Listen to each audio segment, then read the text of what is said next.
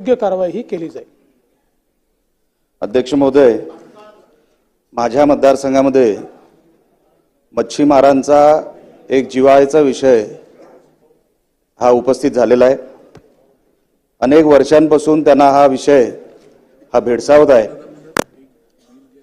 अध्यक्ष महोदय, कर्नाटकातून आणि आंध्रातून मल्पी ट्रॉलर मोठ्या प्रमाणामध्ये आमच्या मच्छीमारांचं नुकसान करतायत आणि नुसतं नुकसान त्यांच्या उदरनिर्वाहाचं करत नाहीयेत, तर जे काय उरलं सुरलं आहे, आपण ज्याला इंटरनॅशनल वॉटर्स म्हणतो, आपण ज्याला डीप फिशिंग म्हणतो, त्यांचे ट्रॉलर आपल्या हद्दीत येऊन आपल्या मच्छीमारांचं एवढ्या मोठ्या प्रमाणात नुकसान करतंय की आता मच्छीमारी आणि छोटे मच्छीमार यांनी आता जगावं कसं, इतका प्रश्न तिकडे आता निर्माण झालेला आहे।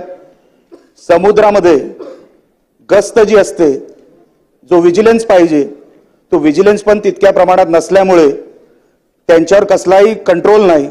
ते येतात कधी, जातात कधी, सगळे आमचे मच्छीमारांचं नुकसान करून निघतायत कधी, ह्याची गस्तच नाहीये, त्याच्यावर विजिलन्स नाहीये।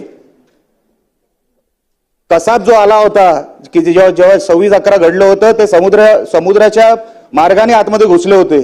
साहेब, आपल्या समुद्राच्या मार्गाने आतमध्ये घुसल्यानंतर कसली गस्त आहे, कसलं विजिलन्स आहे? आपण मच्छीमारांचं जर संरक्षण करू शकत नाही तर आपण कोणाचं संरक्षण करणार आहोत? अनेक पिढ्यानपिढ्या ते मच्छीमार तिकडे जगतायत, अनेक पिढ्या त्यांचे नातेवाईक तिकडे जगतायत, पण त्यांच्यावर कसलंही त्यांच्यावर अन्याय रोजरासपणे बाहेरचे कर्नाटक आणि मल्पी बोटी ज्याला आपण म्हणतो, त्यांची हाईटच 20-20, 25-25 फुटाची आहे। ते आमच्या मच्छीमारांचे जाळे तोडत चाललेत, आमच्या मच्छीमारांच्या बोटी तोडत चाललेत। अशावर आपण त्यांना न्याय देणार आहोत की नाही?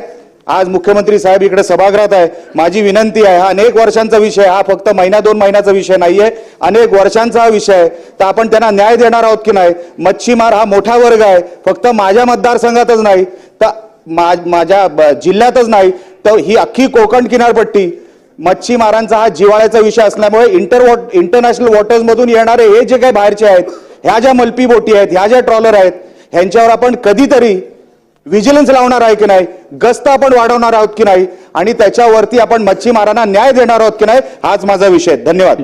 गोपीचंद पडळकर जी। मच्छीमारांचा हा अख्ख्या किनारपट्टीचा विषय, आपण 2 मिनिटं फक्त याच्यावर बोलावं। मच्छीमार खरोखरच न्यायासाठी वाट बघतात अनेक वर्षांपासून। माननीय निलेशजी हे लोकसभेतनं विधानसभेत आलेले आहेत, त्याच्यामुळे मी त्यांना एवढंच सांगतो की आपल्याकडे हा जो काही तास आहे याच्यात उत्तर द्यायची पद्धत नाही, तर याच्यामध्ये पण आपण गंभीर विषय मांडलेला, त्यामुळे त्याची नोंद घेतो आणि त्याच्यावर योग्य कारवाई आपण करू।